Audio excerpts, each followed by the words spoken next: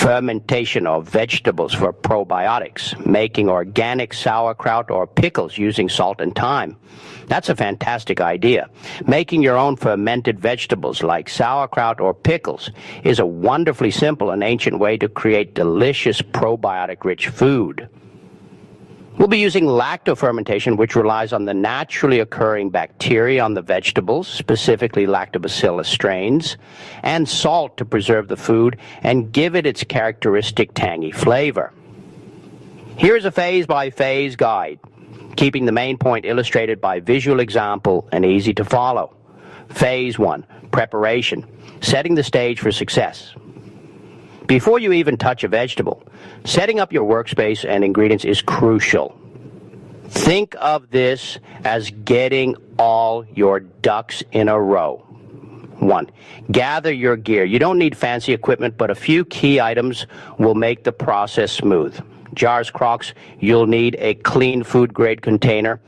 Wide-mouth mason jars, quart or half-gallon size, are perfect for beginners. For larger batches, traditional ceramic crocks work well. Sterilize them by washing them thoroughly with hot soapy water or running them through the dishwasher. A weight.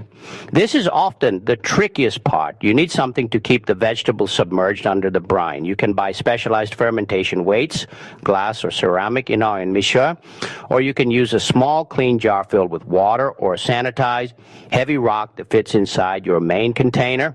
Shredder knife. For sauerkraut, you'll need a sharp knife or a mandolin to shred the cabbage thinly. For pickles, a knife for slicing or cutting off the blossom end of the cucumber is all you need. Mixing bowl, a large bowl for mixing the cabbage and salt. 1. Choose and prep your veggies. The quality of your vegetables matters. For sauerkraut, use organic, fresh, firm, green or red cabbage. You need to remove any bruised or damaged outer leaves, but save 1 or 2 of the large, intact outer leaves for later. For pickles. Cucumbers. I need to use small, firm, pickling cucumbers, not the large salad variety. Look for organic, unwaxed ones. 1. The only other ingredient, salt. This is the magic ingredient. You must use non-iodized salt. Iodine can sometimes interfere with the lactobacillus bacteria. Kosher salt, sea salt, or pickling salt are your best bets. Phase 2, brining and packing, creating the perfect environment. This is where the real work and the real fun begins. The goal here is to get the salt working its magic. 1, creating the brine. 2, methods. Method ippain. A, self-brining for sauerkraut. Shred your cabbage thinly. The thinner the better, as it releases water more easily. Place the shredded cabbage in your large mixing bowl. Sprinkle the non-iodized salt over the cabbage.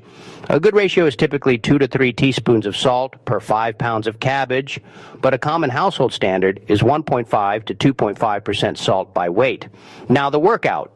Massage the salt into the cabbage vigorously. Squeeze it, crush it, and mix it well for about 5 to 10 minutes. You'll notice the cabbage will begin to wilt and release a lot of liquid. This is its natural brine. Once you can grab a handful of cabbage and see liquid dripping out, you're ready to pack.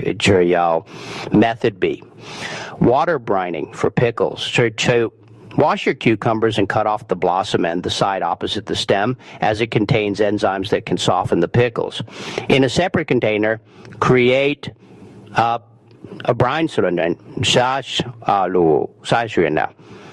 A good starting point is about 3 tablespoons of salt per quart of filtered water.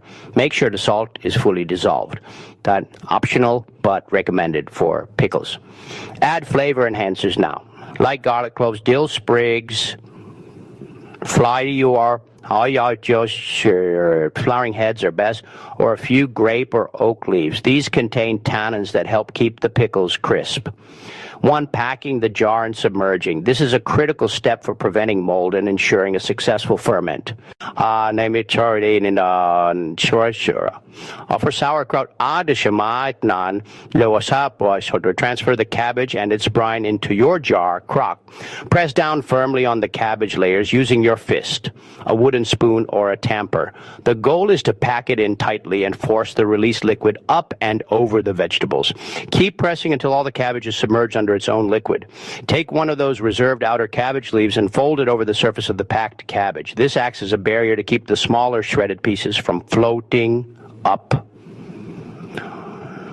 Place your weight on top of the outer leaf to hold everything down. There should be a layer of liquid above the weight.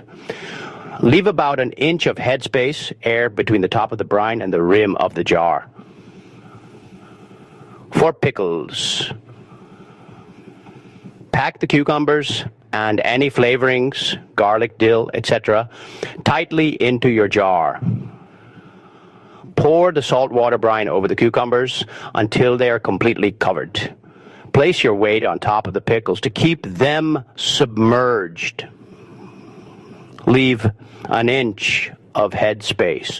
1. Capping the container. You don't want an airtight seal. The fermentation process releases carbon dioxide gas and it needs to escape or your jar could explode. Yikes! If using mason jars, simply place the lid on loosely, finger tight, or use a specialized fermentation airlock lid like a Fido jar or an airlock fitting. If using a crock, place the lid on top, often fitting into a water-filled moat to create a seal that still allows gas to bubble out. Phase 3, the wait, active fermentation. Now we wait for the probiotics to do their thing. This phase is all about temperature and time. 1. Placement and temperature. Place your jar or crock in a cool, dark spot out of direct sunlight. A pantry, a basement, or even a countertop out of the way works.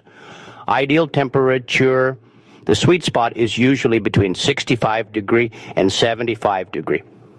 Cooler temperatures slow to process, and warmer temperatures speed it up. But too hot can result in mushy or off-tasting ferments. 1. The daily check-in. For the first few days, you'll want to check on your ferment once a day. Burping. If you just used a loose lid, finger tight, you might hear a hiss or see bubbles rising. This is the carbon dioxide being released, the sign that fermentation is active. You might need to slightly loosen the lid to burp the jar if it's packed very tight. Keep it submerged. If you see any bits of cabbage or cucumber floating to the top, push them back down under the brine immediately. Any pieces exposed to the air are prone to mold growth. Calm, yeast, or mold. If you see a thin layer of white film, calm yeast, it can simply skim it off. It's generally harmless, but it can affect the flavor. If you see green or black fuzz, discard the batch. 1. When is it done? This depends on your taste and the temperature. But when here are general guidelines. Sauerkraut generally takes 2 to 4 weeks. The longer it ferments, the more sour it becomes.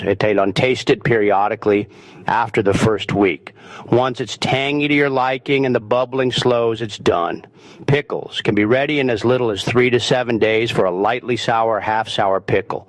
A full sour, shelf-stable pickle may take up to 2 weeks. Phase 4, storage. Slowing. Slow down the party. Once your ferment has reached the perfect level of sourness, it's time to put it to sleep. Remove the weight. Take out the weight and any top leaves. Airtight seal. Now you can put a tight, airtight lid on your jar. Refrigerate. Move the jar to the refrigerator. The cold temperature will dramatically slow down the fermentation process, effectively pausing it. Enjoy! Properly fermented and refrigerated sauerkraut can last for months. Congratulations! You've successfully transformed simple organic vegetables into a tangy, crunchy, probiotic superfood using nothing more than salt and thyme. Enjoy your delicious homemade ferments.